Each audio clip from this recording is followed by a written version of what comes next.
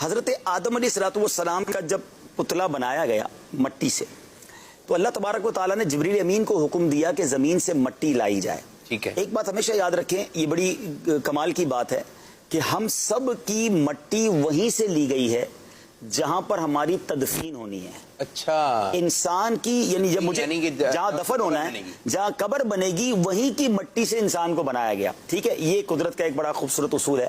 تو اب اس میں ایک عشق والی بات بتاؤں کہ سبحان اللہ، حضرت ابوبکر صدیق رضی اللہ تعالیٰ اور حضرت عمر فاروق کی قسمت دیکھیں کہ ان کی مٹی وہیں سے لی گئی جہاں سے نبی پاک علیہ السلام کی سبحان اللہ سبحان اللہ. یعنی یہ تینوں ایک ہی مٹی سے گویا ان کی وہ تخلیق جو ہے وہی، اور وہیں ان کی تدفین ہو گئی نبی پاک کے ساتھ. اللہ کرے ہماری مٹی بھی مدینے کی ہو اور ہمیں وہیں تدفین نصیب ہو. اچھا، اب آتے ہیں دوسری بات.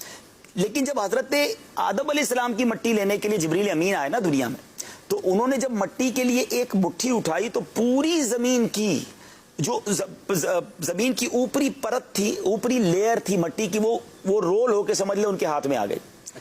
اچھا، اور اس کی وجہ کیا بنی؟ اس کی وجہ دیکھیں کہ اس میں پھیکی مٹی بھی تھی، میٹھی بھی تھی، لال بھی تھی، کالی بھی تھی، وائٹ بھی تھی، الگ الگ مزاج اور الگ الگ رنگ کی مٹیاں تھیں. اور اس مٹی سے حضرت آدم علیہ السلام کو بنایا گیا.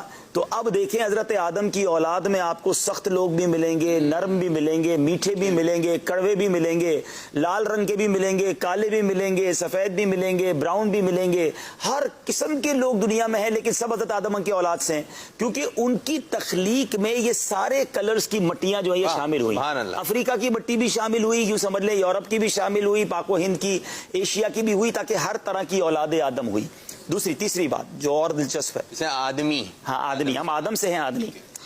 ہاں اچھا، تیسری بات وہ یہ ہے کہ حضرت آدم علیہ السلام کا جب پتلا بنا لیا گیا اور اس میں روح ڈالی گئی، تو سب سے پہلے روح پہنچی ناک پر.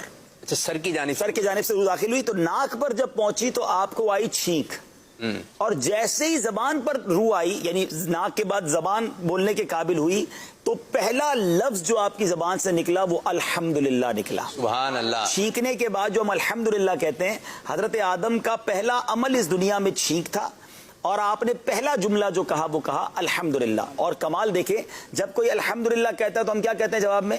یرحمک اللہ. لیکن حضرت آدم علیہ السلام نے جب الحمدللہ کہا تو اس وقت جواب دینے والا تو کوئی نہیں تھا، تو اللہ تبارک و تعالیٰ نے یرحمک اللہ. سبحان اللہ سبحان اللہ. ٹھیک ہے. اچھا، پھر حضرت آدم علیہ السلام کا جب پتلا بن گیا نا، تو شیطان کو جب پتا چلا کہ اللہ تعالیٰ نے اپنا خلیفہ بنایا اور اب اس کو زمین پر بھیجا جائے گا اور اس کو یہ تعظیم دی جائے گی، تو نفرت میں شیطان نے اس پتلے پر تھوک دیا. اچھا، اب یہ جو اب مزے کی بات آپ کو بتاؤں، یہ ہمارے پیٹ پر جو ناف بنی ہوئی ہے نا، یہ ناف پہلے نہیں تھی. حضرت آدم علیہ السلام کے جسم پر ناف نہیں تھی، ناف مبارک نہیں تھی. شیطان نے جس جگہ تھوکا اس جگہ پر جبریل امین نے اس مٹی کو نکال دیا. اس حصے کو نکالا تو یہ بیلی بٹن جس کو انگریزی میں کہتے ہیں، جو ہمارا ناف کے جگہ جو چھوٹا سا سوراخ ہے، یہ بن گیا. اچھا، اب اس مٹی سے کیا بنا؟